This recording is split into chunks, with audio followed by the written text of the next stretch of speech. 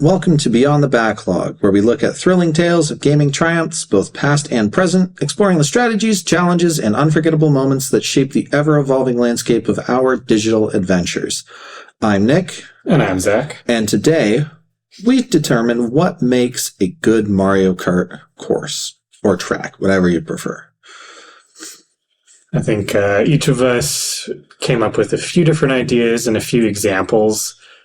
So there's going to be lots of crossover because one track has a cool, unique hazard doesn't mean the music isn't good, doesn't mean that it's not a challenging track. So there could be some crossover, so bear with us. We're just kind of spitball, we see what sticks. Spewing out some ideas because that's how we come in prepared. Yep. We got notes on notes. And just because we have something that might be seen as a negative doesn't mean the track itself is bad. It just means for that specific thing, it really doesn't do it.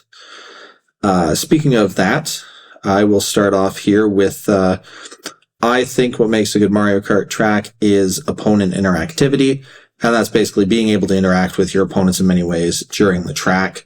And I think that leads to more skill expression with things like red and green shells and bananas rather than stars, blue shells, bullet bills, lightning. So when you're talking about opponent interactivity, like you're excluding just general driving, right? Or yeah, so I'm looking at multiple ways to either as catch-up mechanics or ways to bring down an enemy.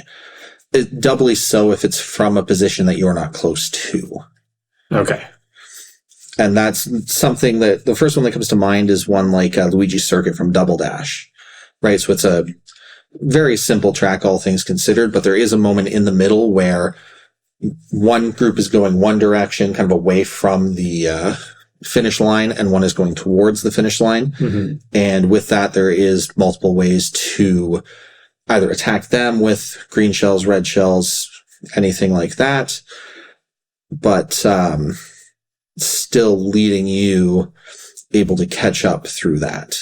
Yeah, like if you're way out in first, the person in seventh or eighth who hasn't even gotten around the whole loop yet could totally like whack you with a green shell. Exactly. Not that they would get a green shell, but yeah, like that's one of my main examples for that. Even something, if you want to go through the vast majority of tracks, being able to lay down your bananas and then next lap someone else hits it, like that still to me is that kind of opponent interactivity. For all of its faults as well, specifically the Double Dash version of Baby Park does this really well with the big items, the big Bowser shells or the big banana peels and green shells flying everywhere because it's such a small constrained space. Mm-hmm. And like having that giant Bowser shell or like bouncing over the barrier back and forth. Yeah, just chaos. Mm-hmm. Yeah, the Switch one kind of gets away with that. They put up rails in the middle there, so you can't just do that. But it doesn't travel through. But they made up for that by putting an anti-gravity. So, like, how do you feel about that anti-gravity mechanic as a whole? Because it does encourage colliding with opponents to get speed boosts as well. Yeah, I like that. I like drifting as well, going behind them to try to catch the speed and then passing them. Yeah. The only one, I had to have some kind of negative example, and I really like the track, but Mount Wario is kind of the opposite of that, right? So I know, but I'm not wrong. But like every single person who plays Mount Wario agrees it's like one of the best on Switch. Yeah. But in terms of... But yeah, for specific opponent interactivity, because it does just go downhill, it's a completely unique experience for each lap. It doesn't repeat.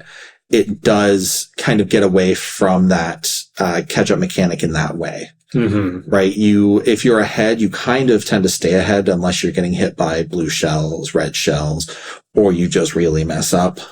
Yeah, and you can't leave behind a bunch of things on the track for first place to run into. Exactly. If I get a bad item in 8th place, let's say it's a bunch of bananas, or I got bananas in 5th and then drop down to 8th, they feel even worse. And I would agree, like when you get way far out ahead on that track or on like the 3DS Rainbow Road, which is again one straightforward path, or even like the F-Zero one they released in the DLC. If you're way ahead, you're just ahead for the race. Exactly, yeah.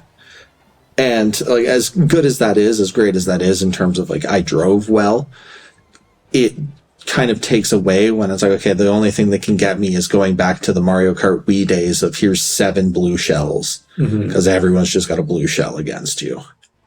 I guess that kind of leads me to another question, just in general. Do you ever just do the time trials in Mario Kart? Yeah. And like, does that feel like a totally different experience because it is lacking that opponent?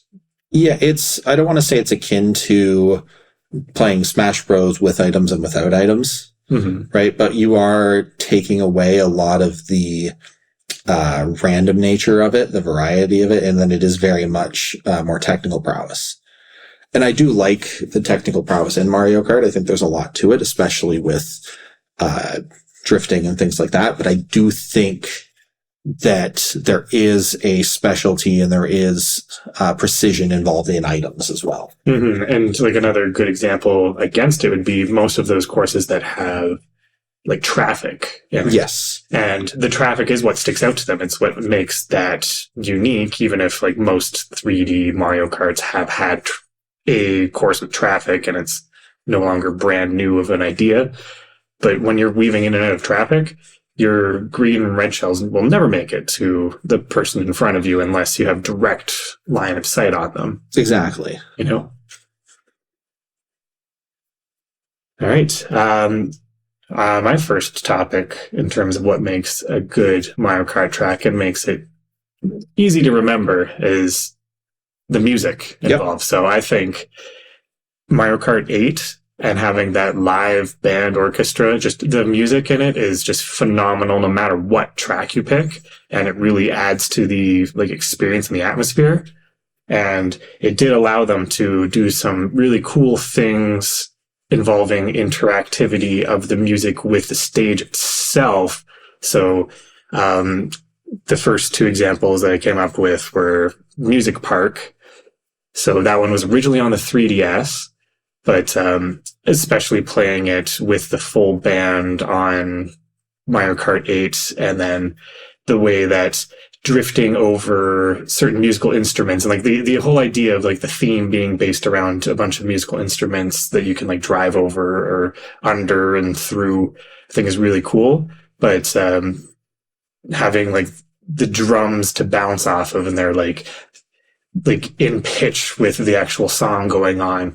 Or as I said, when you're driving over like a keyboard and then a xylophone, and although it's not quite matching the actual speed you're driving over the notes, it goes in with the music. Yeah, once you've hit that point, it goes scaled down, I believe is how it is. Like it kind of goes from the top down, right?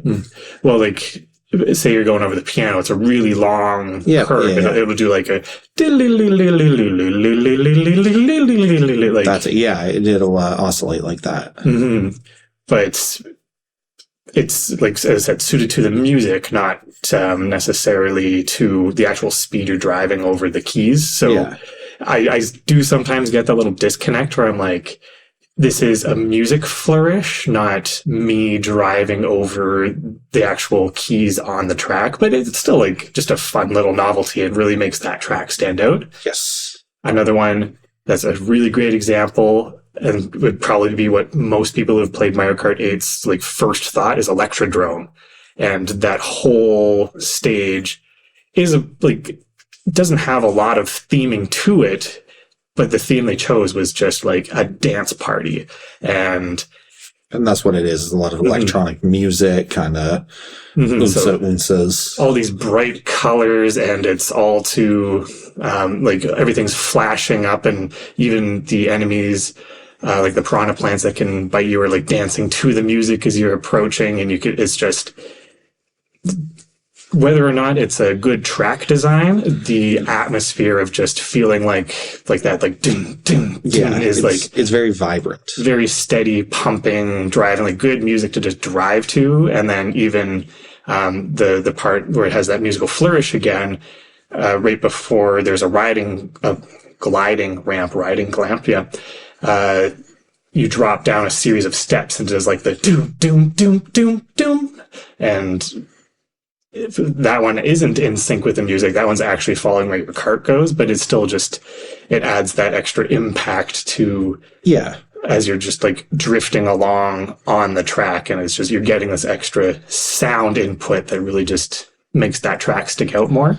Exactly, yeah. And then you have, when they bring out the other game series that they've put into Mario Kart, right? The Zeldas, the Captain Falcon, F-Zero, Animal Crossing, they kind of Mario Kartify their music. Mm-hmm. And I think because they do that, it fits more. Yeah.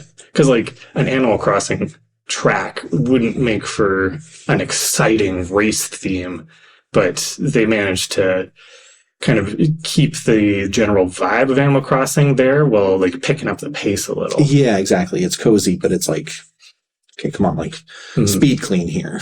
And just before I move on, some other examples I came up with. One was going to use Baby Park again. Yep. Because that being such a short track has a pretty short looping song. But what they do that's genius is for all 7 laps, every time you complete a lap, the tempo increases just a little bit. And the further on you go in that race, the more just crap is out in front of you on the course. So by the time you're on lap 7 and it's doing the same music track, but at least twice as fast as it started, it really just adds to that frantic feeling. And the other one that I would determine to be like just an iconic piece of music, and that's why that track stands out, is the first time you hit almost any Rainbow Road. Yeah. Because for the most part, those don't take place like in a thematic setting. It's literally just a piece of rainbow track that you're driving on, but having that lovely ethereal tune that just, it almost feels like a reward in and of itself for making it through the rest of those tracks and getting to the grand finale. And I think like how a good piece of boss music really drives home like the drive it took to get to that boss and to overtake it. Yeah, it's the elevation of it all, right? Mm-hmm. Like you've reached the end, you've reached the zenith, and like here's this big music number to just like let you know, yeah, you've done it. Do I like racing 3 laps on Rainbow Road in Nintendo 64? No. I don't want to waste 6 minutes on one Mario Kart track when it's the same looking road like the whole way through. But the music track, oh, it's just so good. Exactly. But then on that note, we go to the second one. We spoke a little bit about it during the music, and that's just the general theme of the track, right? Like, do I like the inspiration, and does the track fit what the perceived theme is? So a quick one would be Hyrule Circuit, when they bring back all the Zelda-inspired ones. Does it fit the theme of Zelda? It hits some of the big notes, right? You see the Master Sword. Instead of coins, it's rupees. But it does, we had mentioned it when recording it earlier, that it was more like Hyrule Warriors and less like Zelda. Like in terms of the graphical style, yeah. It felt like they kind of took assets from the Hyrule Warriors opening scene. And if you like watch that scene and like just the way the bricks look and then play the Hyrule Circuit track, you'll know exactly what I'm talking about. Yeah, exactly.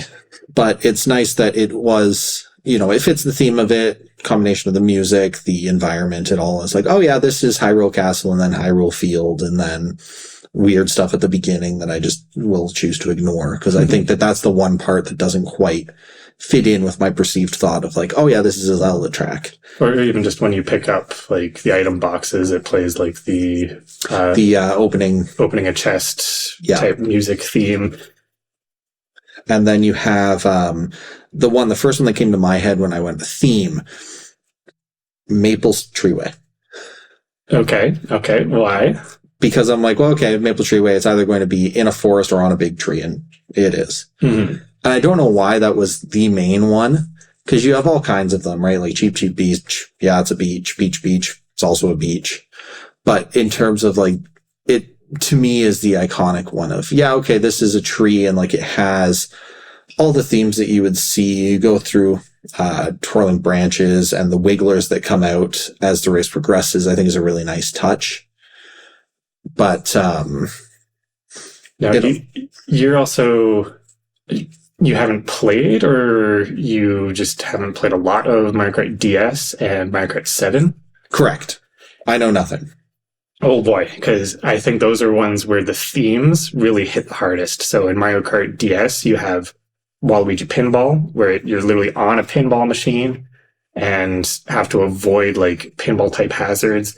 Got like the Airship Fortress, where you're literally going through like a Super Mario 3 style airship fortress, and there's like bullet bills and like the Monty Mole, like wrench mole guys, like things you would find on like a Mario on the airship yeah level. And I think ones like that pull from existing like Mario canon are also really cool, like Cloud Top Cruise, the idea of going through like a bonus level pretty much. Yeah, because there's very few, and there's something that Mario Kart really does well is theming, right? There's very few that I go, I don't really get it. Even something like when they brought back all of the Super Nintendo ones, they augmented it, because like with the Super Nintendo Mario Kart tracks, they're nice, but they're, you know all the donut planes because they all pretty well look the same. But just having that extra augmentation of it, putting water points in, making use of the specific game's mechanics just really adds to it and makes you go, oh yeah, this is a Bowser Castle 4. This is a Donut Plains 3. This isn't Ghost Valley because they decided, no, let's not put Ghost Valley in, but... And when they kind of reuse some of those, like as I said earlier with all of the traffic courses, there's been one in every one since Nintendo 64, and I couldn't even tell you, other than by name alone, what Moonview Highway on Wii looks like. Nope. Because it reuses so much of the others, but something that had its own completely original theme, like, I'll use the Wii again, like Toad's Factory. Yes. And it's like, there's so many ideas there, like the conveyor belts with boxes going on that are like barely used in any other courses. It really makes it stand out. Absolutely. Yeah. And even something like Grumble Volcano, like that's what I think of as the pinnacle lava-y one at this point, rather than a Bowser Castle, something like that. Yeah, because at this point there's been like 15 Bowser Castles over just 8 games. Yeah. It's like the most iconic one to me is still probably Super Nintendo ones. But then Grumble Volcano, you're like, nah, that's the volcano one right there. But I am going to give a little bit of praise to at least one of the Bowser's Castles, and that is because my next point I wanted to talk about was the freedom to kind of choose your path through that stage. And this could mean some really cool shortcuts. And I think that does play into a bit of like your item luck and your skills, how well you can pull off some of those shortcuts. But I'm talking about you're presented with multiple different ways around an obstacle. Each one is relatively equal, all things considered. And you literally just have the choice to go left or right, to go up or down, to go through or around, you know? So some good ones that I thought of, because I think the first Mario Kart that really presented this idea well was Double Dash. Well, yes. You had N64 as kind of like the initial thought into it. Yeah, like that one had some cool shortcuts, like through the beach level where you do need a mushroom to get up into a cave. Yeah. But I'm thinking more as well like Yoshi Valley, I believe it is, where it's the perceived notion of, yeah, you can go anywhere, but there's like one that's you go this way because it's the best one. And that's where I think the reason I wanted to start on the GameCube is because I think Yoshi's Valley is my example of when it gets done poorly. Yeah, I would argue it's the initial thought of it too. They're like, hey, let's try this. And then they go, ugh. And I appreciate that they didn't try it, kind of realize that having too many options means that like they need to be balanced options, as opposed to when you're playing through Yoshi's Valley, there is a clear best path to take. So when I play Yoshi's Valley Online and Mario Kart 8, everyone's taking the same path. It doesn't feel like there was the choice, right? But on GameCube, we have Daisy Cruiser. Yes. So that was one I wanted to highlight because after the dining room area, which again, like when I'm thinking of multiple paths to take, I'm looking at you were seeing these tables sliding left and right ahead of you. How you want to navigate that room is based on that like flash second input you're putting in where you're like, I see a table going this way. I'm going to veer to the left rather than go right because I don't want that to hit me. But then right after that room, you literally have the choice to drop down to like the lower level or just continue driving straight on. And it's not really clear which one's faster. They're just like two different routes to take through the same stage. I wanted to say that underneath, at least in the Double Dash version of it, because I know when they remade it for 8, they changed it up a little bit. I believe the Double Dash down is a little bit slower, but you get an item. Yeah, you get an item, and then at the end, like to compensate for the fall time and like reacceleration, there is a speed boosting ramp. Yeah. So it's that trade-off where it's like, do you want that extra item? But other ones just in that like cheap beach, right away, you go down and then you see to the left, there's a ramp with items. But if the tide is high there, then you're going to need something to boost you through the water. Or you can go around to the right and just avoid it entirely. The desert level there, even just having like the big pit in the middle, and it's like, do you want to go left or right around? Something as simple as that. And Dino Jungle, having the 3 different ways you can cross the bridge there. Yep. And then right after having the left or right if you have a mushroom. Mm-hmm. But I'm going to come back to Dino Jungle for my final point, so I'm going to leave that one there. And that's something they really took off and like ran with for future ones because I'm just going to like rattle off a few pretty quick. So in the 3DS Shy Guy Bazaar, you can choose to go up on the awnings during the first part, but it's a little more difficult. And if you fall off, then you're going to, slow down and it wouldn't have been worth going up and trying to go across the awnings. Or Cheap Lagoon. There's literally a section where it's, do you dive into the water or do you want to take this narrow path on the left and get a glider and go over the water entirely? And then to the point where they really took that and ran with it. And it feels like almost half the courses in Mario Kart 8 have some sort of left or right path, like Electrodrome had that happening. Sweet Canyon? Yes, I yeah, believe so. Sweet Canyon, the Bowser's Castle there, which I was going to highlight now as when they took that theme of Bowser's Castle, but when they did it as a, do you want to take the left or right past this giant Bowser like statue that's like punching the track? Like that's where it suddenly went from, oh, just another Bowser's Castle to like, I'm going to remember that one forever. Even the Rainbow Road in Mario Kart 8 that a lot of people don't like, just the fact that you kind of pick, do you want the upper or lower track for the ending like part where they're both like zigzagging together, and you can literally jump from one track to the other for the most straight direct line. And that one really sticks out to me. Yeah, it's all about the creativity of it all too, right? You're like, okay, well, let's try out all these different ways, see what kind of works for you, and then go from there, right? Yeah, and being able to make those shortcut opportunities that aren't necessarily like an arrow pointing here being like, yeah, if you have a mushroom, there's a ramp here just off the path that will save you some time. A little bit more subtle. Mm-hmm. But my last one here too, as someone who, going into it a little bit earlier, kind of likes a little bit more of the technical skill expression of it. Any drifting opportunities, like lots of little twists and turns that you can get your drifting speed and a little bit of that speed boost afterwards. I'm going back to a lot of OG Double Dash for Yoshi's Circuit, because that one specifically, because I know the Switch one, they made it a little bit wider in terms of the track size. So it's a little bit harder to get those hairpoint turns and really get into the boosts, but also mechanics wise, I find double dashes just be a little bit tighter of a turn.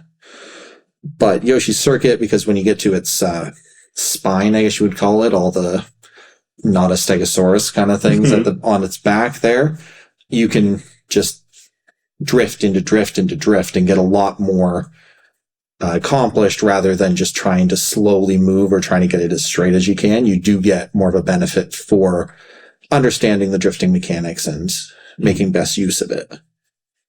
And you just get those little gains are what I really like about games like that. Any type of, you mentioned earlier, getting into like time trials and things like that. Like those are the ones that you like to master just to get that little bit extra. Fair enough. I think the ones that I love to do the time trials on are the ones where finding that right angle to come in where you can like do one single drift around 3 corners in a row. Exactly. It just hits something different. Or something like Royal Raceway from N64, which you really can just go drift one way into drift the other way into drift the same way. And then you just pretty well have done all the track. You just kind of move from drifting to drifting if you get really, really into where it's going. And that's where we did this one. We recorded this one because you had brought it up. And I was like, I don't get what you mean by so much drifting opportunity here. But then as soon as I got going, I'm like, oh yeah, like literally every corner is just the right like inclination that you can get at least like the first level of turbo going around just every single corner. And then there's a couple where you can get like a full-on purple if you like start your drift early enough. Yeah. But it's like you're constantly boosted in that course. Exactly. And I think that's one really, if you're not really getting the hang of drifting and it doesn't really vibe with you yet, I would say play that course. So it's just really good, really wide turns. So you can really get the idea of drifting and where to move, where to exit. That all comes into play there. Now, how'd you feel about Dragon's Driftway? Because was that your first time playing? That was my first time playing it. I quite liked it. Mm-hmm. And a lot of people, when it first came out, especially with the 200cc mode, found that one way too difficult because if you're constantly drifting around each corner, like on 200cc, you're slamming into the walls left, right, and center. So it was one of the few that required like a lot of fluttering on your boost while drifting. And that was something that Mario Kart tracks just didn't require that level of finesse prior. Yeah, especially the ones in 8, which to me seem a little bit more floaty than some of the earlier ones. Because I'm more used to double dashes where it is very like you go to drift and turn and then that's it. You've already made your choice. I think if you really love the drifting mechanics, DS might be the game for you because that is one where it is so easy to pull off a chain of drifts, but because it's on like a D-pad, you don't want to like spend all your time rattling your thumb back and forth and that's something that when they went to Mario Kart 7 and 8, rather than being like a rock back and forth on the controller stick motion, it's just like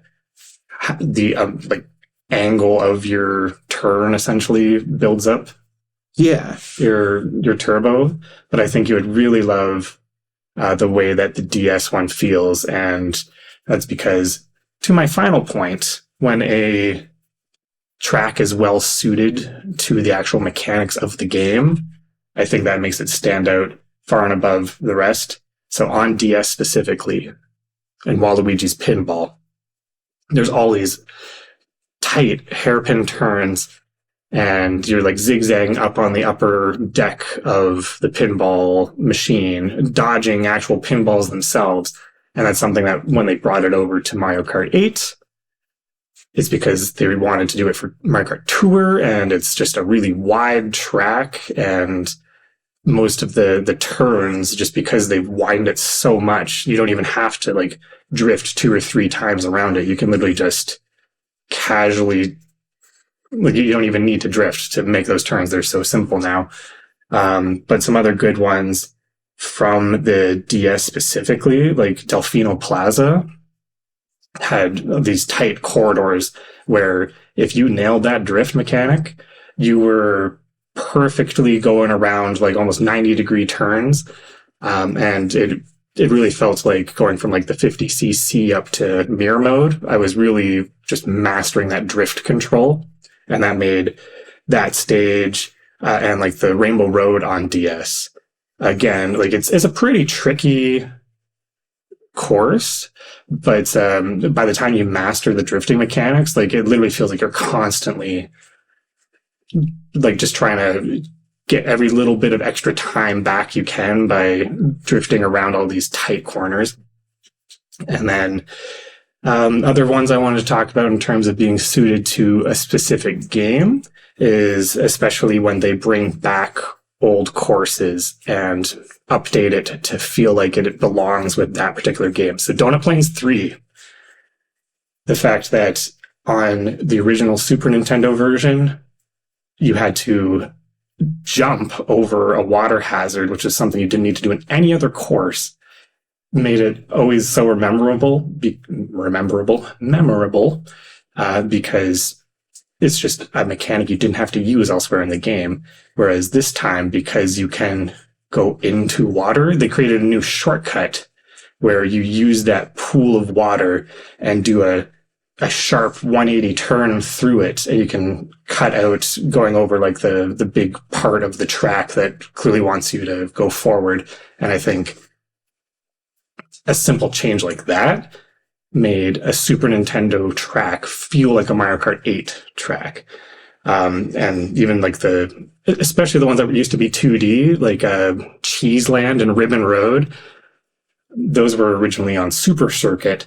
And the fact that they made them these big 3D courses with all this elevation change, and especially like Ribbon Road having like a part in anti-gravity that's like constantly vibrating so you can keep getting boosts off of it. Yes.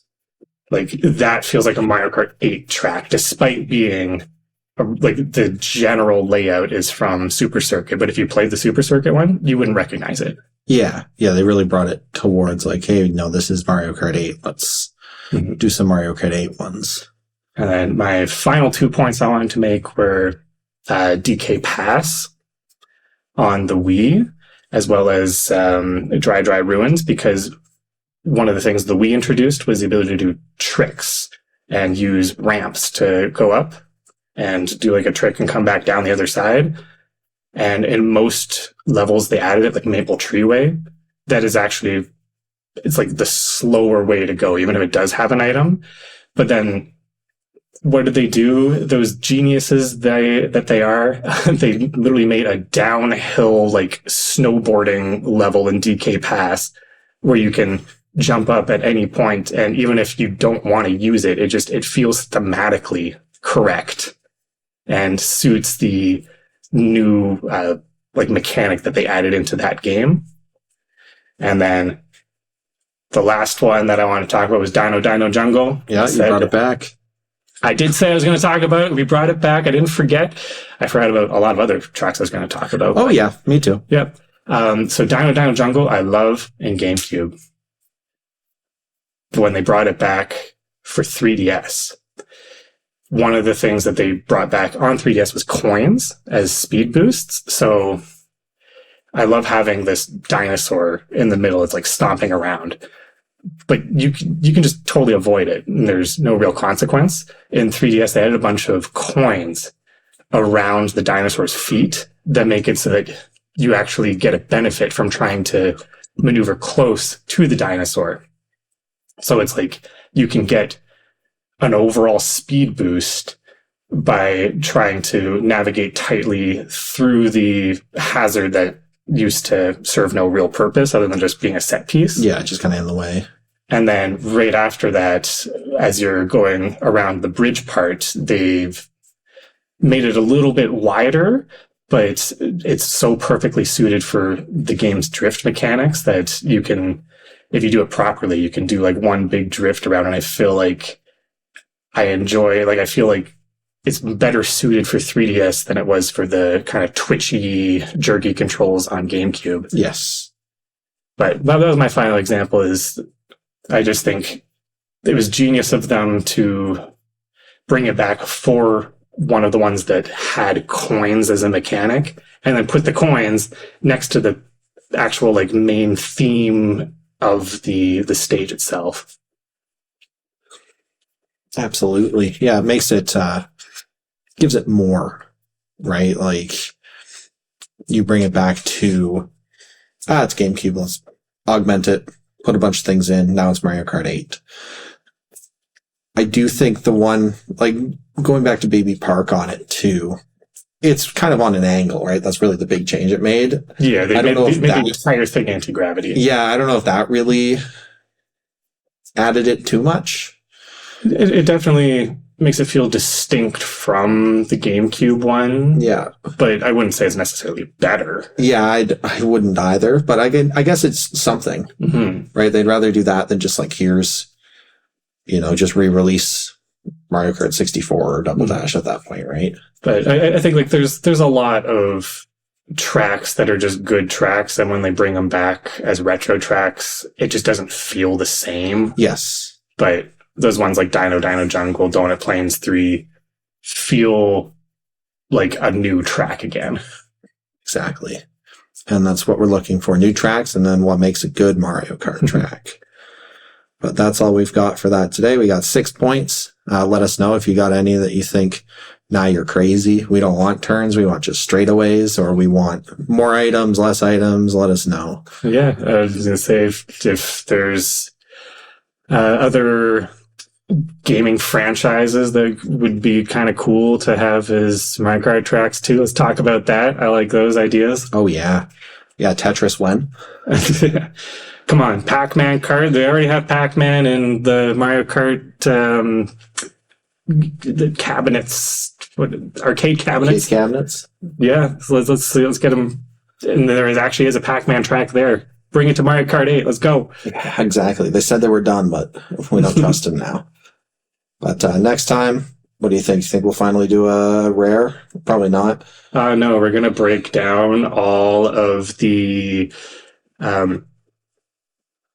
Star Wars. Yeah. We're going to do a full timeline of all Star Wars media in order. Yep, so that when I decide I want to talk about Star Wars, I'll do something correct and not just try to pull something out of thin air and go, this seems right, and have it be completely off.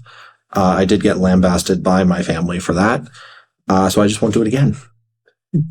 Star Wars, make old Star Wars. The one they were trying to make, they shut down and they canceled. So we're not getting an Old Republic style TV show / movie. Sad times. Right? Like, we need more Star Wars TV shows. Yeah. Anyway. On that note, we'll see you next time. Have a good day. Have a good night.